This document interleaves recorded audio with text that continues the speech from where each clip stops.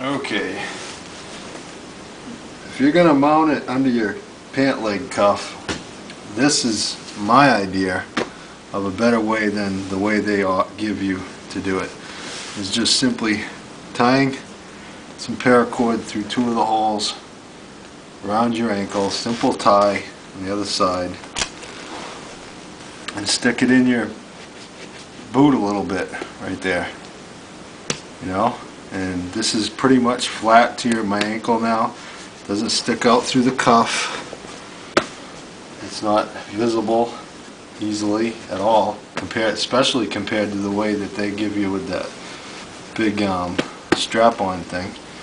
And if I want it, it's much lower than with the strap-on thing. It's right there. Boom, got my knife. So I'll pull up the pants a little bit, and it's right there. And it's comfortable because it doesn't go down to my, ankle and stuff. It doesn't jam into anything. I walked around with it a little bit. I didn't wear it all day, but I walked around, took a walk with it, and it was pretty comfortable. You know it's there, but that's a much better option than they give you. I mean, this is very good. I like this idea. You might not. There are other options I'm going to show you.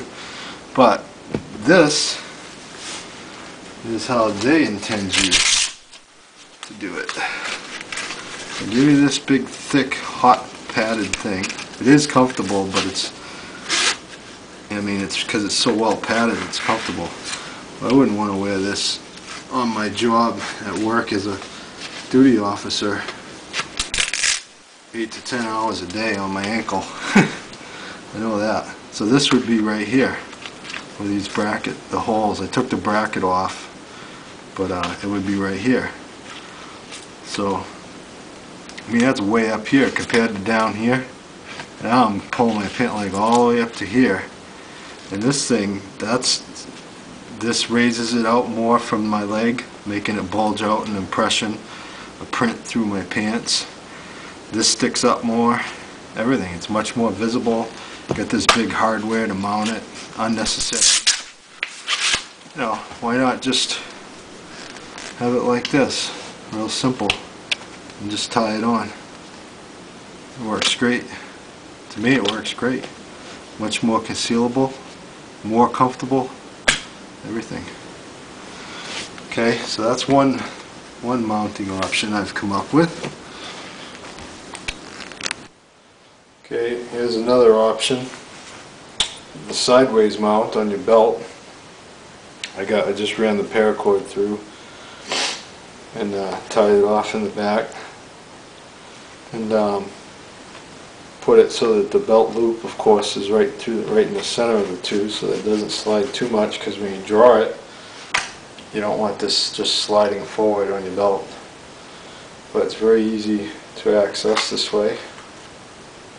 It's it's right there, so that you can't get much closer to your hand than that. And it does, I don't like this way because it's in the way of your pocket. It's like the only downside really I see, except it sticks out in front of you kind of in an awkward way.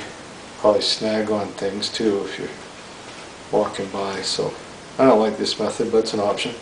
You could maybe move this to the small of your back if you want to do that concealed carry under a long shirt behind your back. Then you reach around and draw it like this, or you could put it on your opposite side so that the handle faces this way on your left, and reach around and cross draw it. Different options or whatever, just a different way like that. Sideways mounting on a belt, another option. And now my favorite method that I guess you'd say invented for carrying concealed is to have a loose shirt or whatever, wearing a loose shirt like this. I can pull this up all the way to there. Look, doesn't look like I got a knife anywhere. No weapons on me, right? Wrong. Inside the waistband. Very comfortable. You don't feel that sitting down, moving around, walking. I've worn this like this quite a bit to try it out. Didn't wear it to work because I don't want to get caught doing this at work, but it's right there, really comfortable, right where you want it for your hand. It's better closer to your hand down here, sideways mounted, but that's got a lot of downsides. This right here, got my knife right there, hidden inside the pants, inside the waistband. I locked it in around the eyelet, the loop, belt loop, with one paracord looped through the top holes, tied in the back. Nice and secure. Doesn't move around much, a little bit, not bad, enough so that it's comfortable. Draws easy, nice, goes back nice. Very nice, very. Now, of course, this is ridiculous for real world use, but for the purpose of this demo comparison, I've put both knives, the RC3 and the Ka-Bar, on my belt together like this. I chose the RC3 because it's also a friction sheath. It's about the same size blade, same length blade, a little longer, but about close as I can get. The RC3 did excellent. It's the best knife slicing cardboard of all the knives I tested. So, good comparison knife for the cardboard. And it mounts on the belt in a similar way. Basically, kind of lower, but still a quick deploying knife right there. Now I got a different mount here. This goes under the belt. There's another way to do the Ka-Bar. It's under the belt, and I used angled holes. Like, I didn't use this hole, I used the top one here and the second one here, and same on the bottom. So it angles it forward and it doesn't snag on things much, doesn't get in the way of your pocket. So there's another option. I actually like this a lot. Works good. Good deploying, fast deploying, of course. Alright, so let's do some, let's bring in our test subject and chop his head up a little bit.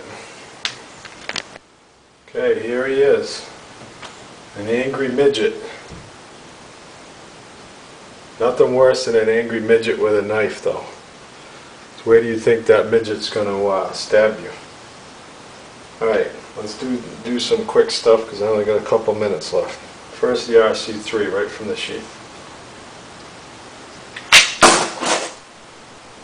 Good cut right from there across. Now the other one. Much bigger cut, obviously. Almost cut the whole cardboard in half, which I don't want to do. Do a couple RC3 again with the stab. Good stabbing.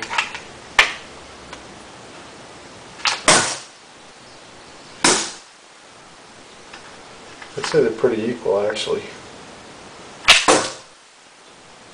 Slash, that go through? No. Let's try that with the, Jesus.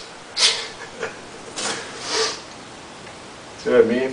This thing's awesome. Let's do that, do a little, doesn't, RC3 gets in there, but this thing, just because, see, I got to do a twist of the wrist, and it's actually already hurt my wrist doing it. But this thing, there's no twisting. It just kills. So, bring in this dude. I practiced on him. This is my first one. Now, the neat thing is the stabbing of it.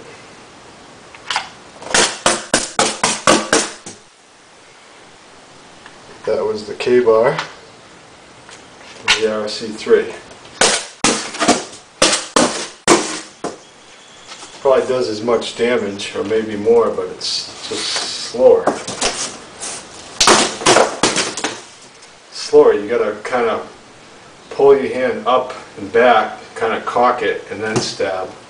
Where with the Ka-Bar, when you pull it out, you go right up into the stab. It's just comes right up with your blow, already pointing at the enemy. So it's quicker.